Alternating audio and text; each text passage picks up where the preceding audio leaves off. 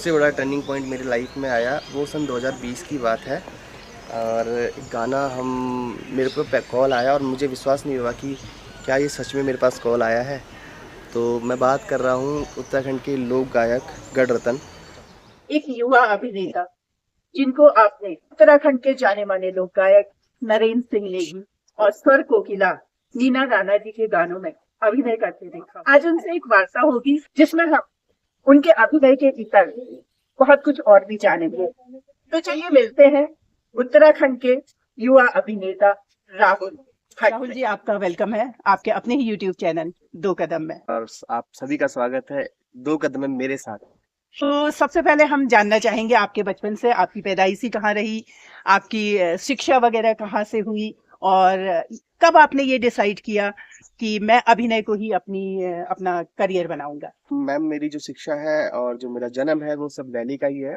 और अगर बात करें अभिनय से लगातार जुड़ने की, तो बचपन से शौक रहा था। फिर और रुचि इसलिए भी बढ़ी क्योंकि जब शादी पार्टी होती थी, कहीं भी घर परिवार में फंक्शन होता था, और मैं डांस ही करता रहता था सुबह से शाम तक। अगर डीजे चल रहा है तो मैं वहां से नीचे नहीं उतरने वाला। खाना पीना सब ऐसा हो जाता था।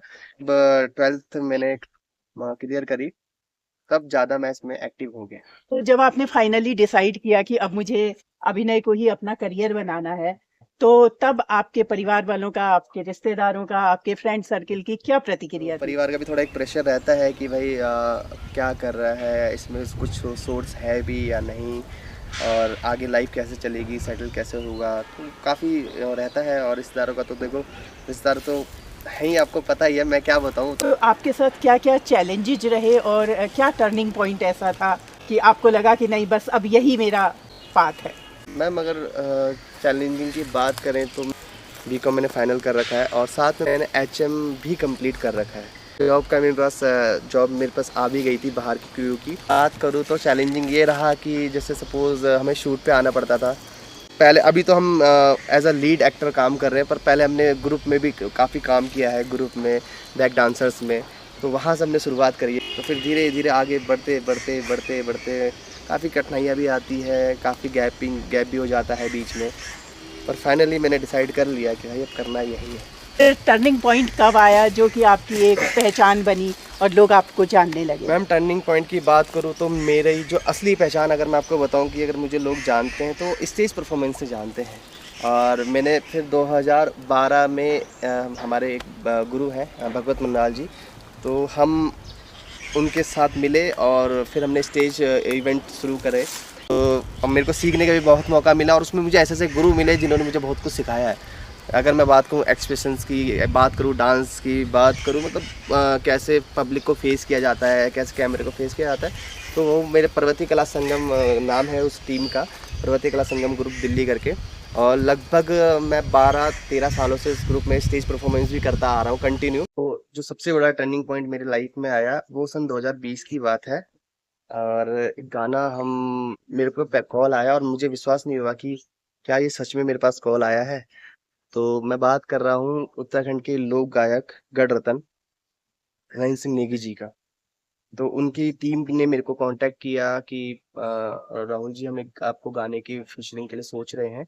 मैंने पूछा कि भाई ये गाना किसका है। तो सच में मतलब एक पैरों के तले से जमीन खिसक जाना वाला हिसाब किताब हुआ। तो उन्होंने बताया कि ये जो गाना है ये उत्तराखंड गढ़ रतन नरेंद्र सिंह नेगी जी का है। और आप समझ सकते हो कि जो उस समय मेरे अंदर फील हुआ होगा। तो मैंने सीधे बोला, मैंने कहा हाँ। तो वो टीम इतनी एक्टिव थी कि उन्होंने एक 1 वीक के अंदर, मैं मानोगे नहीं मैम, फाइनलाइज करा, सब कुछ करा, कास्टिंग फाइनल करी और 1 हफ्ते के अंदर उन्होंने शूट भी फाइनल कर दिया। वहां से टर्निंग आपने पॉइंट रहा। मीना राणा जी के साथ भी काम किया है। हाँ, मीना राणा जी का भी एक गाना मैंने किया था, आपका मसक बीन करके है, और वो भी काफी प्रसिद्ध रहा। और आज के टाइम पे जो उसके व्यूज हैं मैम, वो 6 मिलियन क्रॉस कर चुके हैं। ये नैन्सी सिंह नेगी जी के जो गाने का अगर मैं व्यूज की बात करूं, तो वो मेरे को ऐसा लगता है कि वो एकमात्र ऐसा गाना था जो उस टाइम पे 2020 की मैं बात कर रहा हूँ मैम, 2020 में 1 हफ्ते में 1 मिलियन विदाउट प्रमोशन क्रॉस किया था। वो पहला ऐसा सॉन्ग था कि जिसने मतलब एक रिकॉर्ड बनाया होगा, मेरे मेरे को जहां तक लगता है। क्योंकि गीत तो मैम काफी है, मिलियन तो सभी जाते हैं, पर क्योंकि आज के टाइम में प्रमोशन भी चल रहे हैं तो गाने तो रनिंग में आ ही जाते हैं। पर अगर विदाउट प्रमोशन की मैं बात करूँ तो वो शायद मुझे लगता है कि पहला गीत होगा उत्तराखंड का जो विदाउट प्रमोशन मिलियन पहुंचा था 1 वीक के अंदर। हम आपको कब बड़े पर्दे में देखेंगे? मैम फ्यूचर प्रोजेक्ट की बात करूँ तो मैं अभी कंटिन्यू जो है शूट चल रहे हैं, और अभी फ़िलहाल इस महीने की बात करूँ, इस मंथ की मैं बात करूँ तो अभी मेरे करीबन 8 से 9 जो है वीडियो सॉन्ग शूट्स हो चुके हैं, और जिसमें 2-3 अभी और होने बाकी हैं। अभी हाल फिलहाल में मेरे को एक आध मूवी के लिए भी आ रखा है, पर देखते हैं मैम जैसे समय के अनुसार, अगर हमारी किस्मत में होगा और साथ दिया समय ने तो उसको भी करेंगे, और जल्दी आपको बड़े पर्दे पे भी दिखाई देंगे। इसके अलावा आप अपने संस्कृति का प्रचार प्रसार करने के लिए दिल्ली में रह के और क्या कर रहे हैं? हमारी जो टीम है पर्वतीय कला संगम, जिसके जो निर्देशक हैं भगवत मंडाल जी, और उसमें जो हमारे नृत्य निर्देशक हैं हमारे मुकेश बिष्ट जी, और मतलब जितने भी हमारे सीनियर हैं, पूजा जी और आरू थपलियाल, हम लोगों ने एक मुहिम कर रखी है कि हम लोग जो है संडे जो है अपने जो क्षेत्र के जितने भी एनसीआर दिल्ली एनसीआर के जो बच्चे हैं जो जुड़ना चाहते हैं, जो अपनी संस्कृति को समझना सीखना चाहते हैं, चाहे वो नृत्य के माध्यम से हो, चाहे वो गीतों के माध्यम से हो, तो हम उनको एक प्लेटफॉर्म देते हैं कि भाई आप संडे आके रिहर्सल कीजिए। उत्तराखंड में जो जोड़ा होता है, छाछरी होता है, खड़िया होता है, चौफला होता है, वो कैसे किया जाता है, तो इनके लिए हम जो है संडे नोएडा 12-22 में धर्म पब्लिक स्कूल में मैम हमारी क्लासेस लगती है। 35 से 40 जो है न्यू बच्चे हैं। जो लोग आपसे जुड़ना चाहें वो कैसे जुड़ सकते हैं? हमारा जो है पेज है पर्वतीय कला संगम दिल्ली के नाम से, नहीं तो हमारे जो ग्रुप के जो ऑनर हैं भगवत मंडाल जी, आप उनकी आईडी में भी संपर्क कर सकते हैं, नहीं तो मैं उनका नंबर जो है आपको मैं डिटेल में दे दूंगा, आप डिस्क्रिप्शन में डाल दीजिएगा। और मैम मैं बात करूँ तो लगातार करीबन 8-10 साल से ऊपर हो गया मैम हम जो है ये क्लासेस देते हैं, ये फ्री ऑफ कॉस्ट है, इसमें कोई चार्जेस नहीं है, ताकि अगर जो सीखना चाहे वो सीखे, जो नहीं सीखना चाहे मैम उसकी इच्छा, उसको ये ना रहे मन में कि यार मैंने तो फीस दे दी। एक सवाल लोगों के आता है कि यार ये क्या नाचना गाने से उत्तराखंड की संस्कृति बढ़ रही है। जो हमारे उत्तराखंड के जो होटल या शहर लोग हैं जो बाहर विदेशों में रह रहे हैं, वो क्या है कि हमारे उत्तराखंड के व्यंजनों को बाहर बढ़ा रहे हैं, तो वो भी एक संस्कृति का प्रचार कर रहे हैं, और हम लोग जो है कि बोली भाषा से सॉन्ग्स के माध्यम से, वीडियोस के माध्यम से गीतों का प्रचार कर रहे हैं, तो वो भी एक बोली भाषा, वो भी एक संस्कृति का प्रचार है। तो कुछ लोग ऐसा भी बोलते हैं कि भाई आप तो नाचते गाते हो, इसमें संस्कृति का क्या प्रचार होता है। मैं पब्लिक से मेरा यही है कि आप लोग भी सपोर्ट किया कीजिए, कि मतलब जैसे कभी शूट के लिए आ रहे हैं तो हम आपसे क्या मांग रहे हैं, कुछ थोड़ा मांग रहे हैं, सिर्फ यह है कि भाई लोकेशन का ये इशू होता है, क्योंकि हमारी जो संस्कृति में है अगर हम बात करें तो वो पुरानी चीज़ों से ही है। अब पुराने घर आज के टाइम पे हमें यहाँ, अगर घर हमें दिल्ली में भी तो है, घर हमारा हल्द्वानी में भी तो है, घर हमारे कहीं पर हमें जो चीज़ चाहिए मैम वो तो वहीं मिलेगी ना, तो वो तो आप ही लोग सपोर्ट करोगे तभी तो होगा।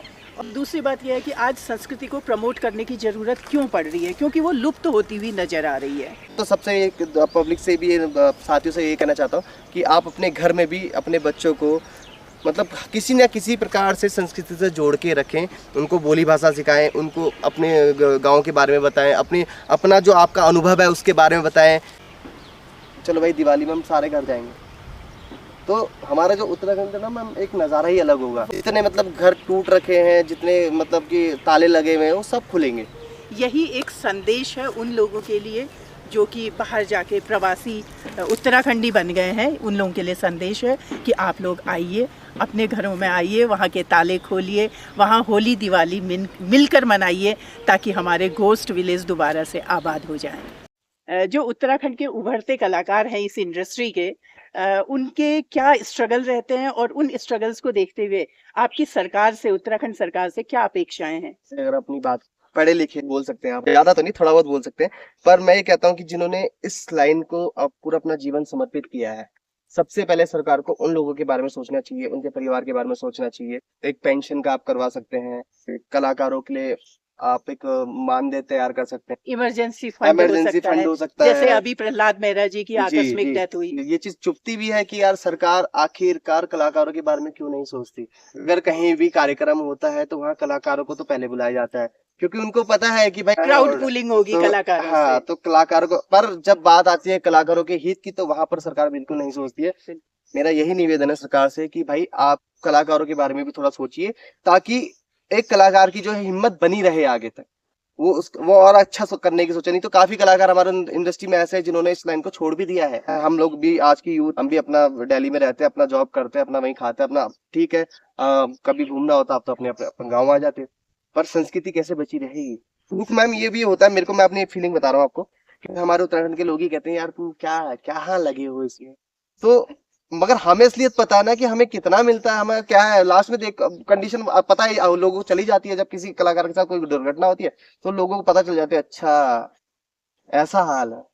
उत्तराखंड के उभरते कलाकारों से क्या कहना चाहेंगे?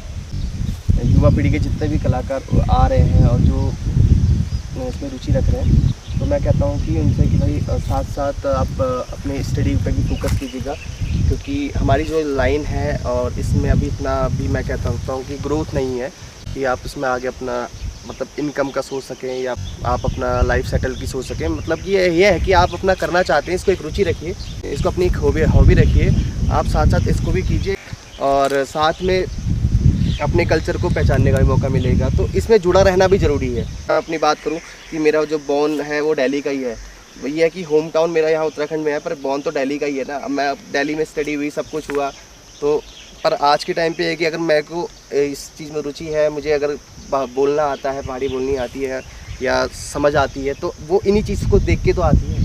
और आप लोगों की वजह से हमारे उत्तराखंड की संस्कृति का दूर दूर तक प्रचार प्रसार भी होता है, और जो हमारे युवा जो अब उत्तराखंड से डिस्कनेक्ट हो गए हैं किसी भी वजह से, भले ही उनके पेरेंट्स माइग्रेट कर चुके हैं, वो भी उसको जानने का उनको भी मौका मिलता है।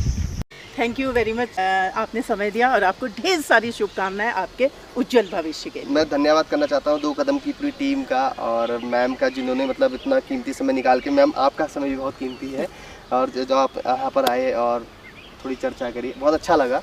Thank you so much. Thank you.